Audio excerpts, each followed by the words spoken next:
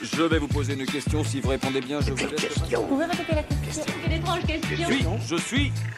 Les séries en question.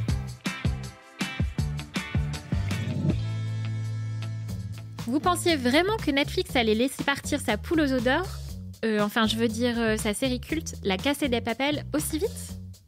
Après le succès colossal et international de la série espagnole, la plateforme de streaming a forcément voulu surfer sur la vague. C'est pourquoi, 2 ans après la fin de La Casa de Papel, elle propose un premier spin-off, Berlin, centré, comme son nom l'indique, sur le frère du professeur. Alors il est toujours question de cases de haute volée, forcément, mais il est aussi question d'amour dans cette série centrée sur ce grand romantique un peu psychopathe sur les bords qu'est Berlin. Et quelle plus belle ville pour tourner cette série que la capitale de l'amour, Paris? Mais toute la série est-elle vraiment tournée en France? Télé Loisirs a posé la question au créateur de Berlin, Alex Pigna. Et la réponse est en partie, mais pas totalement.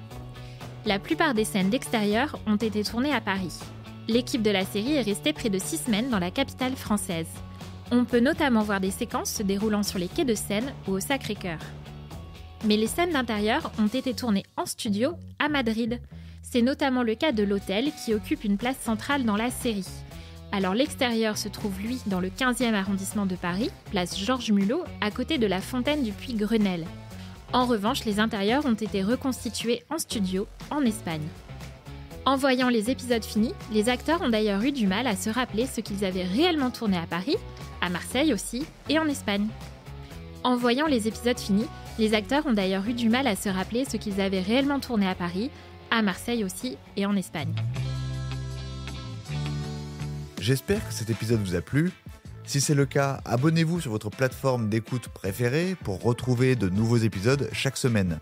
Et si vous en voulez plus, découvrez aussi la télé en question et le ciné en question sur les plateformes d'écoute et téléloisirs.fr. À bientôt.